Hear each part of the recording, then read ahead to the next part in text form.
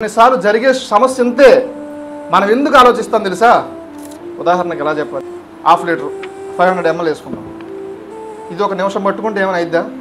ఒక గంట సేపు పట్టుకుంటే, రోజంతా పట్టుకుంటే, 24 గంటలు పట్టుకుంటే, ఒక సంవత్సరం పట్టుకోగలమా? పట్టుకునే కొద్ది ఏమైద్ది? బరువు ఎక్కువైపోదు. వదిలేస్తే ఈరోజు మనకు ఆ చిన్న సమస్యను ఏం చేస్తున్నాం తెలుసా? పట్టుకుంటున్నాం. ఎప్పుడు జరిగింది బ్రదర్ అంటే, దానివల్ల అతనికే నష్టం లేదు. నీకు ఎన్ని నష్టాలు వచ్చింది తెలుసా?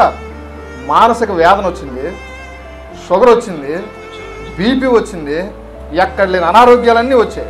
ఎందుకని? ఎప్పుడో వదిలేయాల్సింది దీన్ని 24 సంవత్సరాలు పట్టుకున్నావు. దీన్ని కొన్ని వదిలేయాలి మనం.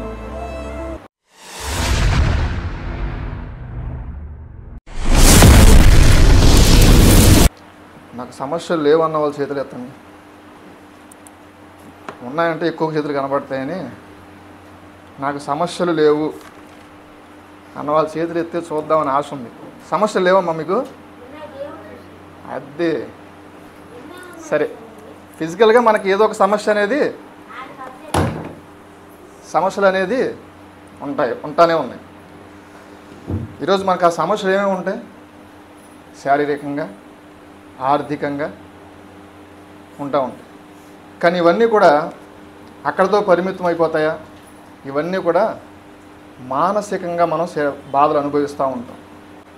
ఉదాహరణకి ఎలా ఉంటాయంటే, అప్పులు బాధ ఉంటే బయటకు మనకి ఏ సమస్య కనిపించదు, మనిషి చక్కగానే ఉంటాడు, కానీ లోపల ఒక మనోవేదన కలుగుతుంది. కొంతమందికి ఎలా ఉంటుందంటే, అందరూ ఉంటారు.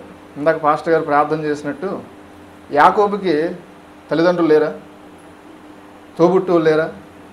కానీ ఏకాకిగా మిగిలిపోయాడు. కొన్నిసార్లు అందరూ ఉన్నా కూడా మనకు ఎవరూ లేరనే పరిస్థితి వస్తుంది. భర్త ఉంటాడు, భర్త నుంచి ఆ ప్రేమ ఆప్యాయతలు దొరకట్లేదని కొంతమంది. బిడ్డలు ఉంటారు, బిడ్డలు నన్ను చూసేవాళ్ళు కూడా లేరని కొంతమంది. ఏదో ఒక మానసికమైన వేదన, చింత ఉంటానే ఉంటుంది. ఈరోజు ఆ మానసిక వేదనకి పరిష్కారాన్ని బైబిల్ వాక్యంలో నుంచి మనం చూసేటువంటి ప్రయత్నం చేద్దాం. ఒక వచనం చదువుదాం, చూడండి. పేతురు రాసిన మొదటి పత్రిక 5వ అధ్యాయం 6వ వచనం. దేవుడు తగిన సమయమందు మిమ్మును హెచ్చించున్నట్లు ఆయన బలిష్టమైన చేతుల కింద దీన మనస్కులై ఉండుడి. ఈ వచనాన్ని ఈరోజు ధ్యానం చేసుకుందాం. ఈ వచనాన్ని 4 భాగాలు చేద్దాం. 4 భాగాల్లో మొదటి భాగం అక్కడే మనం చూసుకుందాం. దేవుడు తగిన సమయమందు, మొదటిది. రెండవది మిమ్మును హెచ్చించినట్లు. మూడవది ఆయన బలమైన చేతి కింద. 4వది దీన మనస్సులై ఉన్నాయి. ఈరోజు మనకు ఈ 4 మాటలను ధ్యానించుకుందాం మనకున్న కొద్ది సమయాన్ని బట్టి. మొదటగా మనం చూద్దాం, దేవుడు తగిన సమయమందు. తగిన సమయం అంటే మనం అనుకున్న సమయమా? కొన్నిసార్లు ఒక సమస్య రాగాలనే దేవుని సన్నిధిలో మనం ఎంతో ప్రార్థన చేస్తాం. ప్రభువా ఈ సమస్య పోవాలని. కానీ దేవుడు మనం అనుకున్న సమయం ప్రకారం ఆయన నడవడు. దేవునికి ఒక సమయం ఉంటుంది. ఆకాశం కింద జరిగే ప్రతి పనికి కూడా ఒక సమయం ఉందండి. చదవండి ఒకసారి ప్రసంగి గ్రంథం, ఒకసారి చదవండి. ప్రసంగి గ్రంథం 3వ అధ్యాయం 1వ వచనం ఒకసారి చదవండి. అక్కడ ఏముందో? ప్రతి దానికి సమయం కలదు, ఆకాశము క్రింద జరుగు ప్రతి ప్రయత్నానికి సమయం కలదు. ప్రతిదీ కూడా సమయం ఉందండి. ఈ సృష్టి కూడా నడవటానికి కూడా సమయం ఉంది. ఏ సమయంలో అది జరగకపోతే సృష్టి వినాశనం అయిపోద్ది అన్నమాట. సూర్యుడు రావలసిన సమయానికి రాకపోతే, వెళ్ళవలసిన సమయానికి వెళ్ళకపోతే,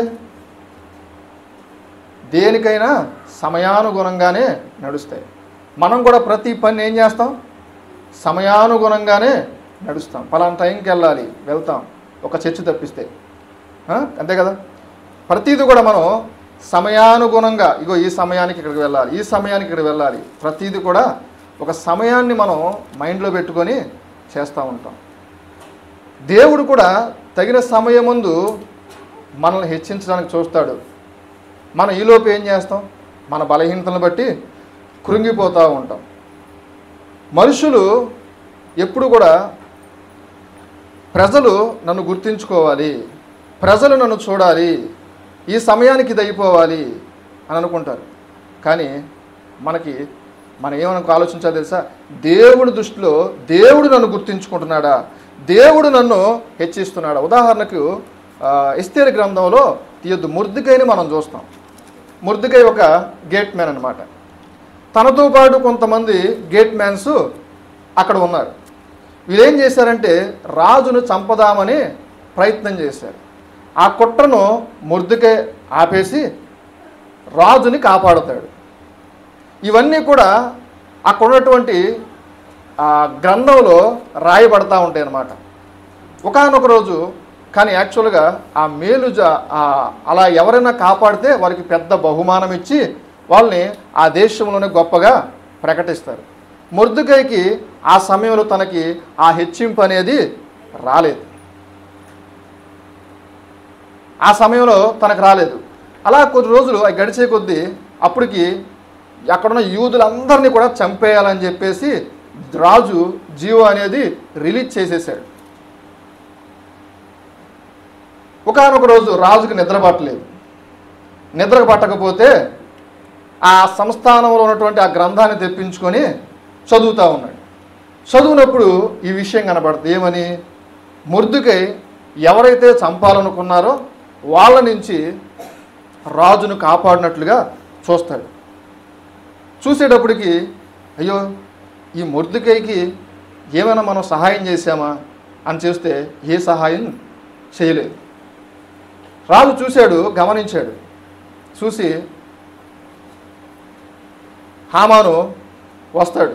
హామాను అనుకుంటాడు ఈ గొప్పది బహుమానం నాకే అనుకుంటా. ఇలా రాజుని కాపాడిన వారికి ఏమేం చేయాలంటే ఏమేం చేయాలో మొత్తం చెబుతాడు. రాజు ఉంగరాన్ని పెట్టి, రాజు వస్త్రాలు ధరించి, ఊరేగింపి గొప్పగా చేయాలనుకుంటాడు. మొర్దెకై ఆ సమయంలో రాలేదు.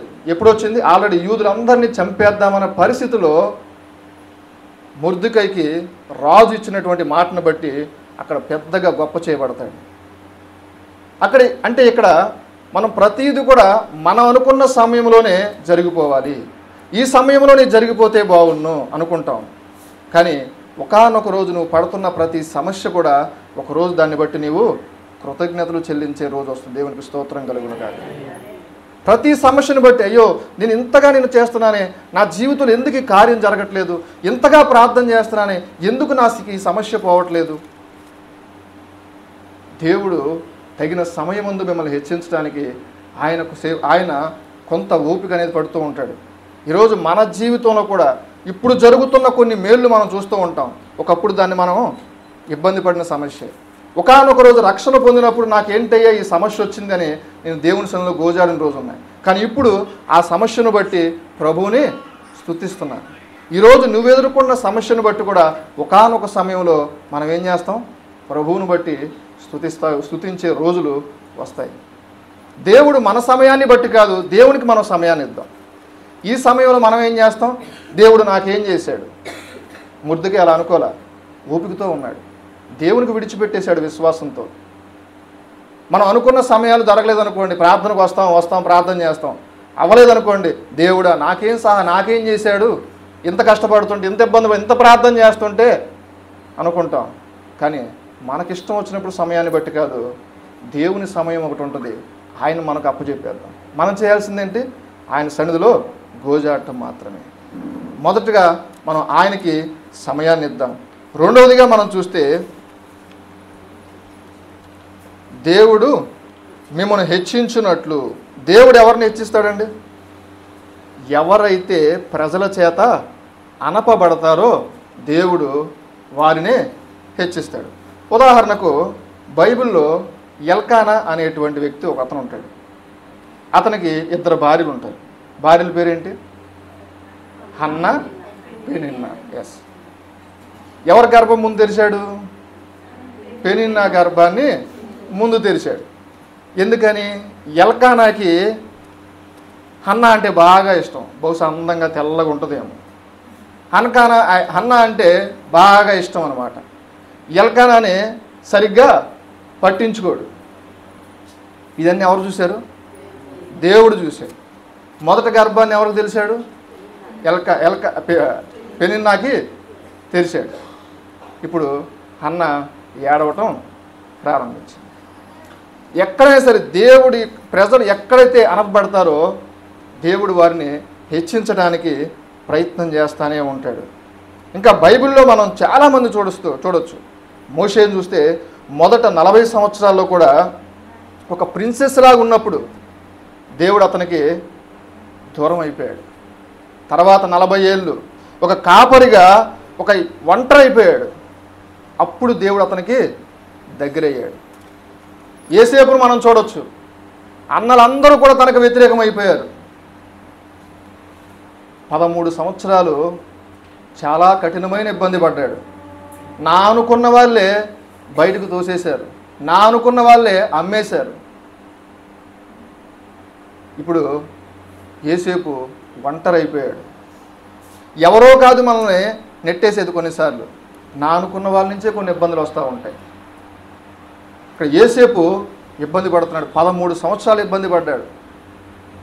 17వ ఏట అప్పగిస్తే 30వ ఏట అతను రాజు అయ్యాడు. ఈ 13 సంవత్సరాలు ఎంత ఇబ్బంది పడ్డాడు. పోతీఫరు భార్య నుంచి శోధన, అన్నల నుంచి శోధన, జైల్లోకి వెళ్తే అక్కడ శోధన.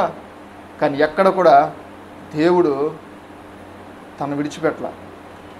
ఈ 13 సంవత్సరాలు ఎక్కడ కూడా బైబిల్లో మనకు దేవుని దూషించను అని ఎక్కడైనా ఉందా? ఎక్కడైనా తన విశ్వాసాన్ని విడిచిపెట్టినని ఉందా? లేదు. దేవునికి సమయాన్ని ఇచ్చాడు, ఆయన హెచ్చించాడు. ఒకరోజు దేవుడు మనకు కూడా కొన్నిసార్లు మనకున్న పరిస్థితుల్లో, మన ఉద్యోగాల్లో అవ్వచ్చు, మన కుటుంబంలో అవ్వచ్చు, కొన్నిసార్లు మనం ఎదుర్కొన్న సమస్యలు ఉంటాయి. కానీ దేవుడు తగిన సమయం ముందు హెచ్చిస్తాడు. మనం ఏం చేయాలి? ఓర్పు, సహనం ఉండాలి. ప్రసంగి గ్రంథంలో ఒక మాట ఉంటుంది, ఏలువాడు నీ మీద అధికారం చేయాల్సిన ఎడల నీ ఉద్యోగాన్ని విడిచిపెట్టొద్దు. ఓర్పు అనేక ద్రోహ కార్యములు జరగకుండా కారణమవుతుందని నాకు రాయబడి ఉంటుంది. కేవలం ఒక ఉద్యోగంలోనే కాదు, నా అత్త నుంచి సమస్యలు బ్రదర్, ఏం చేయాలి? నాకు కోపం ఎక్కువ. నా తోటి కోడల నుంచి నాకు సమస్యలు బ్రదర్, ఎక్కడ ఏం చేయాలి? నాకు కోపం ఎక్కువ. నా భర్త ఒక మాట అంటే నేను ఎదిరించకుండా ఉండలేకపోతున్నాను. నా ఉద్యోగంలో నా బాస్ కానీ, నా తోటి ఉద్యోగస్తులుగా ఎన్నో రకాల సమస్యలు, ఏం చేయాలి? ఓర్పు ఉండాలి, ఓర్పు. దేవుడు ఒకరోజు మిమ్మల్ని హెచ్చించే రోజు రాబోతుంది. మీకు చాలాసార్లు చెప్పాను, నా ఉద్యోగంలో 2 కుట్రబన్నారు. ఎస్తేరు గ్రంథంలో అయినా కనీసం హామాను ఒక్కడే. నా ఉద్యోగం 2 కుట్రబన్నారు. ఆ 2 కూడా సార్కి, మా బాస్కి ఫ్రెండ్స్. చిన్నప్పటి నుంచి ఒక అతని ఫ్రెండ్స్, ఒక అతని మధ్యలో ఫ్రెండ్. ఇప్పుడు అతని మాట వింటాడా, నా మాట వింటాడు? యాక్చువల్గా అయితే వాళ్ళ మాటే వింటాడు. నేను వెళ్ళిపోయే పరిస్థితి రావచ్చు. కేవలం ఈ సమస్య ఎందుకు తెలుసా? భౌతికంగా వాళ్ళకి నాకు ఏ కష్టం లేదు. ఇది ఇప్పుడు 2018లో జరిగింది. వాళ్ళకి నాకు విరోధం ఏమీ లేదు. ఏంటి విరోధం అంటే, నేను ప్రభువుని నమ్ముకున్నాను, దేవుని మాటలు చెబుతున్నందుకు. వాళ్ళు ఆఫీసుల్లో ఏదైనా విగ్రహ సంబంధమైన ఏదైనా పెట్టినప్పుడు, అంటే కార్యాలు చేస్తున్నప్పుడు నేను వెళ్ళకపోవడం, ఆదివారం పూట ఒక్కోసారి అవకాశం రావాల్సి వచ్చినప్పుడు నేను వెళ్ళకపోవడం, ఇవన్నీ మనసులో పెట్టుకొని ఎంతో కుట్రబన్ని నన్ను తీసేద్దామని చూశాను. ఇవన్నీ నాకు తెలిసి ఒకటే చేశాను. ఏం చేశాను? చాలాసార్లు చెప్పాను. ఆ వ్యక్తిని వెళ్ళి హగ్ చేసుకొని, కౌగిలించుకొని, అయ్యా నేను ఏదో తప్పు చేశానా? ఎందుకు మీ మనసుని ఇలా చెరుపుకుంటున్నారు? నేనేదో తప్పు చేశానా? తప్పు అయితే క్షమించండి, మీకు వ్యతిరేకంగా ఏదో తప్పు చేస్తే క్షమించండి అని అడిగినప్పుడు ఆ వ్యక్తి ఆ రోజు కన్నీళ్ళు పెట్టుకున్నాడు. నా కళ్ళంట కూడా కన్నీళ్ళు వచ్చింది. కానీ కొద్ది రోజులకి ఏమైంది తెలుసా? వాళ్ళు ఆఫీసులు ఏవైతే చేస్తున్నారో ఇల్లీగల్ వర్క్లన్నీ కూడా ఆయనకు తెలిసిపోయింది. చిన్నప్పటి నుంచి 10th క్లాస్ నుంచి ఫ్రెండ్ అతను ఆయనకి. ఇల్లీగల్గా కొన్ని లక్షల వాళ్ళు మోసం చేశారు. ఒకానొక రోజు తెలిసి వాళ్ళిద్దరిని కూడా తీసేశాడు. మనమేం చేయాలి? ఇక్కడ మొర్దెకై కూడా కుట్రపడిన హామానికి ఏమీ చేయలే. దేవుడు చూశాడు. హామానునే కాదు, మొర్దెకైకి యూదులకు వ్యతిరేకమైన 75,000 మందిని హతం చేశాడు. పోయిన వారం కూడా మనం ఈ మాట చెప్పుకున్నాం. దేవునికి మనం అప్పచెప్పాలంతే. దేవుడు తగిన సమయమందు మిమ్మల్ని హెచ్చిస్తాడు. ఈ రోజుకి కూడా అక్కడే వచ్చేస్తాను. ఇంకో గొప్పగానే నా బాస్ చూస్తాడు తప్ప ఏ రోజు కూడా ఆ ఇబ్బంది పడదు. ఆ రోజే నాకు ఓర్పు లేక సహనం లేక విడిచిపెట్టేస్తే ఇంకో ఉద్యోగం రాదా? వస్తుంది. ఈరోజు ఇంత సాక్ష్యాన్ని ఉంటుందా? ఉండదు కదా. నువ్వు ఎదుర్కొన్న ప్రతి సమస్య కావచ్చు, ఒకరోజు అది నీకు సాక్ష్యమే. దేవునికి స్తోత్రం కలుగునుగా. ఒకరోజు ఆ సమస్య నిన్ను ఒకరోజు హెచ్చిస్తుంది. ఇంకొక మాట మనం చదువుకుందాం. ఆయన బలమైన చేతి కింద, ఆయన బలమైన చెయ్యి అంటే, ఆయన బలమైన చెయ్యి అంటే ఆయన శక్తి, ఆయన యొక్క అధికారము కింద. ఇజ్రాయేల్ ప్రజలు దేవుడు అనుకున్నాడు వీళ్ళకి నేను అధికారిగా ఉండాలి అని. కానీ ఇజ్రాయేల్ ప్రజలు ఎవరు? ఒక మనుషులు నాకు అధికారి కావాలి, నాకు రాజు కావాలి. నాకు దేవుడు కొంత బాధపడినా వారి మాటలను బట్టి సౌలుని తనకు రాజుగా వాళ్ళకి అప్పచెప్పాడు. ఈరోజు కూడా మనం ఎవరో మనుషుల అధికారము లేదా మన చిత్తం ప్రకారం అన్నీ చేసుకోవాలనే మనం తలంచుతాం. కానీ మనం ఏం చేయాలి తెలుసా? మన అధికారం ఎవరు తెలుసా? ప్రభువే. నేను ఆయన అధికారం కింద నేను ఉండాలనుకోవాలి. ఆయన అధికారం కింద ఉంటే 2 మేలు జరుగుతాయి. ఒకటి, మనకి కాపరిగా ఉంటాడు. 2, మనకి రాజుగా ఉంటాడు. కాపరి చేతిలో ఏముంటుంది? దుడ్డు కర్ర ఉంటుంది. రాజు చేతిలో దండం ఉంటుంది. ఒకసారి చదవండి కీర్తన గ్రంథం. ఒకసారి చదవండి కీర్తన గ్రంథం 23వ కీర్తన 4వ వచనం చదవండి ఒకసారి. 23:4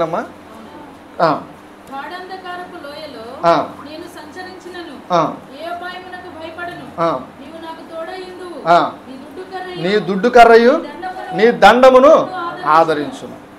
అంటే ఇక్కడ దేవుడు ఏం చెప్తున్నాడు? దుడ్డు కర్ర ఎవరి చేతిలో ఉంటుంది? కాపరి చేతిలో ఉంటుంది. దండం ఎవరి చేతిలో ఉంటుంది? రాజు చేతిలో ఉంటుంది. దుడ్డు కర్ర ఎందుకని? ఎవరన్నా ఒకవేళ గొర్రెల మీదకి ఒకవేళ సింహము కానీ ఏదైనా వస్తే ఆ దుడ్డు కర్ర తీసుకొని ఒక్కటే ఏటంతే తల మీద పడిపోద్ది. ఏదైతే తన గొర్రెల మీదకి వస్తుందో తను కాపాడటానికి దుడ్డు కర్ర. అదే దుడ్డు కర్ర గొర్రెలు తప్పు చేసి అనుకోండి, తల మీద ఒకటి వేస్తాడా? ఏడు. చిన్నగా కొడతాడు అనమాట. చిన్నగా కొట్టి దారి తప్పిపోతే ఏం చేస్తే చిన్నగా కొట్టి సెటరేట్ చేస్తాడనమాట. ఈరోజు మనకు కూడా చిన్న చిన్న దెబ్బలు తగులుతూ ఉంటాయి. ఎందుకని?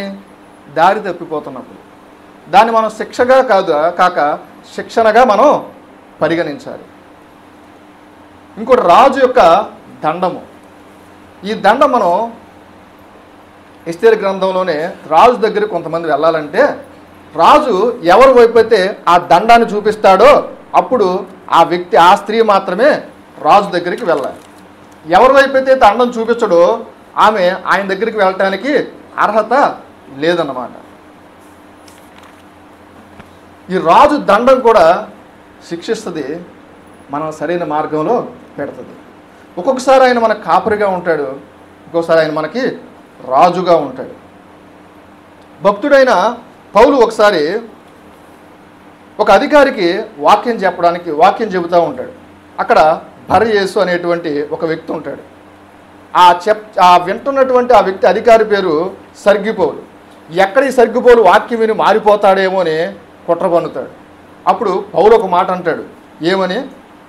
దేవుని హస్తం నీ మీద ఉంది, నీవు యొక్క గుడ్డివాడు అయిపోతావు అనగానే అప్పటికప్పుడే గుడ్డివాడు అయిపోతాడు. దేవుని యొక్క హస్తం ఒక్కసారిగా ఆ వ్యక్తి మీదకి వచ్చేస్తుంది, ఆ బర్యేసు అనేటువంటి వ్యక్తి మీద. అలాగే సమూయేలు కాలంలో చూస్తే ఇజ్రాయేలుకి ఫిలిస్తీన్లకి గొప్పగా యుద్ధాలు జరుగుతూ ఉంటాయి. కానీ దేవుడు ఇజ్రాయేల్ని కాపాడుతూ ఉంటాడు. ఒకసారి చూడండి, ఆ మాట చదవండి. సమూయేలుకి రాసిన మొదటి సమూయేలు గ్రంథం 7వ అధ్యాయం 13వ వచనంలో ఒకసారి మనం చూస్తే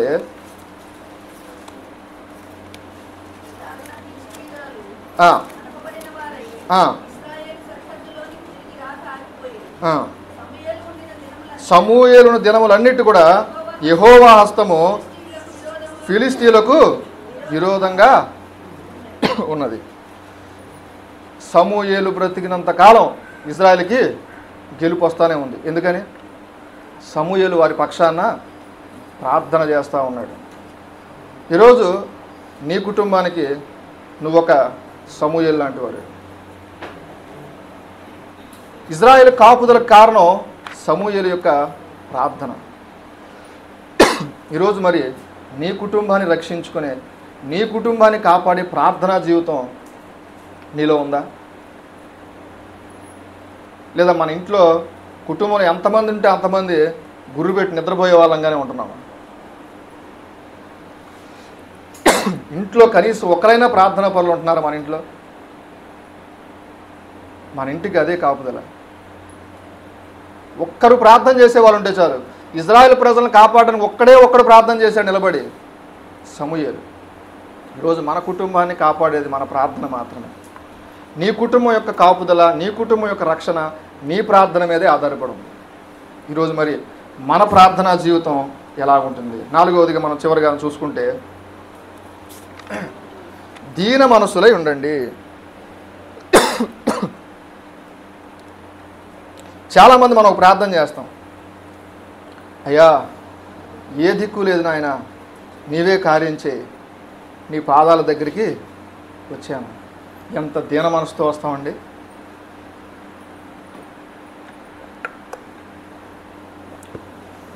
ఆ ప్రార్థన అయిపోద్ది, బయటకు వస్తాం.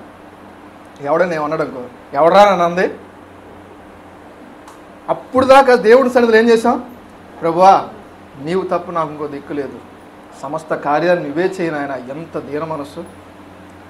దేవుడు కూడా మనిషి లాంటివాడైతే వెంటనే ఆ మోసానికి, అయ్యో నా బిడ్డ ఎంత చక్కగా ప్రార్థన చేసింది అనుకుంటాడు.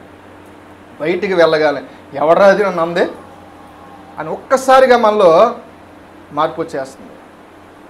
ఏది దీన మనస్సు? మనలో ఎక్కడుంది ఆ దీన మనస్సు? దేవుని చేతి కింద ఉండాలంటే 3 పనులు మనం చేయాలి. నెంబర్ 1, మన నోటికి జిప్పు వేసుకోవాలి. నోటికి కూడా జిప్పు ఉంటే బాగుంది, ఇలా మూసుకొని ఇలా తెరుచుకోవచ్చు. నోటికి జిప్పు వేసుకోవాలి.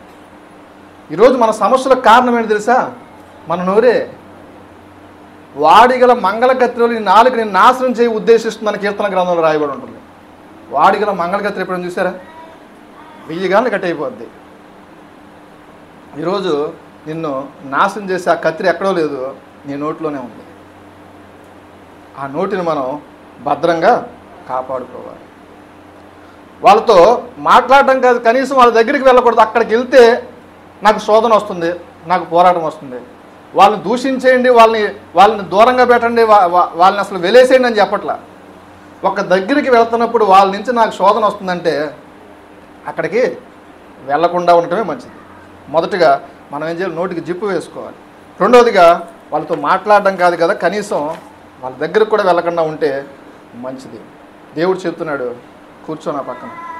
ఎక్కడికో వెళ్తాం కాదు, కూర్చో నా పక్కన. నా ప్రభువుతో సెలవిస్తున్నాడు, ఇదిగో నీ శత్రువులు నీ పాద పీఠము కింద పెట్టే వరకు నీవు నా కుడిపార్శ్వమున కూర్చో, అంతే. అయ్యా అన్ని మాటలు అంటున్నాడు నాయన, అతనితో నాకు ఎంత శోధన వస్తుంది నాయన, నేనేం చేయను? అతను ఏదో ఒక రోజు నీ దగ్గరికి తీసుకొస్తా, అతను ఏదో ఒక రోజు నీ పాదాల దగ్గర తీసుకొస్తా, లేదా అతని హృదయాన్ని మారుస్తా, నిన్ను హెచ్చిస్తా. కూర్చో. ఇందాక చెప్పాం కదా, ఈరోజు ఎవరున్నారు ఆఫీసులో? దేవునికి సమయం ఇచ్చిన వారే ఉన్నాడు ఆఫీసులో. సమయాన్ని తన స్వాధీనంలో తీసుకొని అసలు ఆ వ్యక్తినే లేకుండా చేద్దామనుకున్న వాళ్ళు ఆఫీసులోంచి కాదు కదా, ఆయన స్నేహంలోంచే బయటికి వెళ్ళిపోయారు.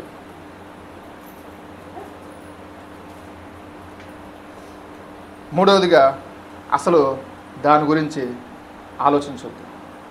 కొన్నిసార్లు జరిగే సమస్య అంతే, మనం ఎందుకు ఆలోచిస్తాం తెలుసా? ఉదాహరణకి ఎలా చెప్పాలి? ఈ బాటిల్ ఎంత వెయిట్ ఉండదు? సగం నీళ్ళు తాగాను కాబట్టి 1/4 kg ఉంటుంది. 1/2 లీటర్ 500 ml వేసుకుంటాం. ఇది 1 నిమిషం పట్టుకుంటే ఏమైనా అయిద్దా? 1 గంట సేపు పట్టుకుంటే, రోజంతా పట్టుకుంటే, 24 గంటలు పట్టుకుంటే, 1 సంవత్సరం పట్టుకోగలమా? పట్టుకునే కొద్ది ఏమైద్ది? బరువు ఎక్కువైపోద్ది. వదిలేస్తే ఈరోజు మనకు ఆ చిన్న సమస్యను ఏం చేస్తున్నాం తెలుసా? పట్టుకుంటున్నాం. ఎప్పుడు జరిగింది బ్రదర్ అంటే 2020లో జనవరి 1 తారీఖున కొత్త సంవత్సరాలకు అప్పుడే వచ్చాను. అప్పుడే వీడితో గొడవ అయింది. డేట్తో సహా గుర్తుపెట్టుకొని ఈ 24 సంవత్సరాలు అనుభవిస్తున్నావే, నువ్వు 24 సంవత్సరాలు పట్టుకున్నావు దాన్ని. దానివల్ల అతనికే నష్టం లేదు. నీకు ఎన్ని నష్టాలు వచ్చింది తెలుసా? మానసిక వేదన వచ్చింది, షుగర్ వచ్చింది, బీపీ వచ్చింది, ఎక్కడ లేని అనారోగ్యాలన్నీ వచ్చాయి. ఎందుకని? ఎప్పుడో వదిలేయాల్సింది దీన్ని 24 సంవత్సరాలు పట్టుకున్నావు దీన్ని. కొన్ని వదిలేయాలి మనం. ఎక్కడ వదిలేస్తేనే మనం ప్రశాంతంగా ఉండగలుగుతాం. పట్టుకొని మనతో పాటు క్యారీ చేయకూడదు. అది ఫస్ట్ వెయిట్లెస్గానే ఉంటుంది. నువ్వు దాన్ని దీర్ఘకాలికంగా పట్టుకునేటప్పటికి అది వెయిట్ అయిపోతుంది అంతే. ఎక్కడ విడిచిపెట్టేద్దాం. చివరిగా దేవుడు దీనికి సొల్యూషన్ చెప్తున్నాడు. చూడండి, పేతురు రాసిన, అక్కడే చూడండి, 1 పేతురు 5వ అధ్యాయం 10వ వచనంలో ముగించుకుందాం. పేతురు రాసిన మొదటి పత్రిక 5వ అధ్యాయంలోనే 10వ వచనం. తన నిత్య మహిమయందు క్రీస్తునందు మిమ్మల్ని పిలిచిన కొంచెము కాలం మీరు శ్రమపడిన పిమ్మట తానే మిమ్మల్ని పూర్ణులుగా చేసి స్థిరపరిచి మిమ్మల్ని బలపరుస్తాడు. అప్పుడు దాకా మనం ఏం చేయాలి? కొద్ది కాలం ఓపిక పట్టండి. ఒకరోజు ఆయన మిమ్మల్ని స్థిరపరుస్తాడు. ఈరోజు ఎన్నో రకాల సమస్యలు ఉంటాయి కదా. నా బిడ్డలకు వివాహం సెట్ కావట్లేదు బ్రదర్, ఏం చేయాలి? నాకు సరైన ఉద్యోగం రావట్లేదు బ్రదర్, ఏం చేయాలి? నా అనారోగ్యం కుదిరి పడిద్దా? నాకు ఆ ఉద్యోగంలో ఆ ప్రమోషన్లు వస్తాయా? ఏమి లేదు. ఆయన మీద మనసు పెట్టండి, ప్రార్థన చేయండి, ఓపిక పట్టండి. ఆయనే తగిన సమయమందు కొంచెము కాలం మీరు శ్రమపడిన తర్వాత పిమ్మట ఆయనే మిమ్మల్ని పూర్ణులుగా చేసి మిమ్మల్ని ఒకరోజు ఆయన స్థిరపరిచి బలపరిచే రోజు రాబోతుంది. దేవునికి స్తోత్రం కలుగునగా. కొద్ది కాలం ఓపిక పట్టండి. అసలు మన బ్రతుకే ఇక్కడ కొద్ది కాలం, ఇంకా సమస్యల గురించి ఆలోచిస్తామేంటండి? మన బ్రతుకులు ఎంతకాలం ఇక్కడ? 70-80 ఏళ్ళు. ఎంత త్వరగా గడిచిపోతాయి. మన ఆయుష్ అంతా బెత్తుడు అంతంట. కనీసం జానా కూడా లేదు ఆయన, మోర కూడా చెప్పలేదే, బెత్తుడు అంత అన్నాడు. ఈ ఆయుష్ బెత్తుడు. ఇందులో నీ సమస్య ఎంత చెప్పండి? ఈ బెత్తుడంత ఆయుష్ కోసం ఎంత మనం ప్రయాసపడతాం. ఆడిని మోసం చేయాలి, ఈడిని మోసం చేయాలి, మన బ్రతుకులు ఏంటి, దానికోసం చింత, దీనికోసం చింత పడతానే ఉంటాం. ఆ బెత్తుడంత సమయంలో మళ్ళా కొద్ది కాలంలో చాలు మీకు మిమ్మల్ని బలపరిచి స్థిరపరుస్తాను అంటున్నాడు. చివరికి ఒక్క మాట మనం చెప్పుకొని ముగించుకుందాం. కీర్తన గ్రంథం 37:4 వచనంలో, యెహోవాను బట్టి సంతోషించుము, ఆయన నీ హృదయవాంఛలను తీర్చును. చాలు. యెహోవాను బట్టి సంతోషించుము, ఆయన నీ హృదయవాంఛలను తీర్చును. ఇన్ని సమస్యలు, ఇంత మానసిక వేదనకు పరిష్కారం ఒకటే. ఏంటది? యెహోవాను బట్టి సంతోషించుము, ఆయన నీ హృదయవాంఛలను తీర్చును. ఒకసారి ఆ మాట అందరం చదువుకుందామా? యెహోవాను బట్టి సంతోషించుము, యెహోవాను బట్టి సంతోషించుము, ఆయన నీ హృదయవాంఛలను తీరుస్తాడు. ఈరోజు మనం సంతోషించాల్సిన దేన్ని బట్టి? దేవుని బట్టి. సమస్యలు లేవు అంటే ఒక్కరు కూడా చేయట్లేదు కదా. సమస్యలు ఉన్నవారు అందరూ ఉన్నట్టే కదా దానికి అర్థం. కాబట్టి మనందరూ దేన్ని బట్టి సంతోషించాలి? సమస్యను మనం చూడొద్దు, ప్రభువును చూద్దాం. యెహోవాను బట్టి సంతోషిద్దాం. ఆయన మన ప్రతి హృదయవాంఛ ఆయనకు తెలుసు. నీ కష్టం ప్రతిదీ ఆయనకు తెలుసు. నువ్వు ఎదుర్కొన్న అనారోగ్యం ఆయనకు తెలుసు. నువ్వు ఎదుర్కొన్న ఆర్థిక సమస్య ఆయనకు తెలుసు. నువ్వు ఎదుర్కొన్నటువంటి కుటుంబ సమస్యలు ఆయనకు తెలుసు. నువ్వు ఆత్మీయంగా ఎదగాలనుకుంటున్నా కూడా ఎదగలేకపోతున్నావని ఆయనకు తెలుసు. అన్నీ ఆయన మీద భారం వేద్దాం. ఆయనే మన సంతోషం అనుకుందాం. ఒకరోజు ఆయన మిమ్మల్ని హెచ్చిస్తాడు. ప్రార్థన చేసుకుందాం. మహాపరిశుద్ధుడు అయిన ప్రభువా, తండ్రి వందనాలు నాయన, స్తోత్రాలు. ఈ కొద్ది మాటలు నాయన ప్రభువా, నీ బిడ్డల యొక్క జీవితాల్లో నాయన కార్యం చేయను ఆయన. తండ్రి, నాతోనూ మా అందరితోనూ మీరు మాట్లాడినందుకు వందనాలు. విత్తబడిన వాక్యం నాయన ఎక్కడ కూడా దుష్టుడు ఎత్తుకెళ్ళిపోకుండా మీరే కాపాడండి నాయన. తదుపరి నాయన మరి నీ దాసులు చెప్పేటువంటి మాటల ద్వారా కూడా మమ్మల్ని బలపరిచి స్థిరపరచమని యేసుక్రీస్తు నామమున ప్రార్థించి వేడుకుంటున్నాము తండ్రి. ఆమేన్.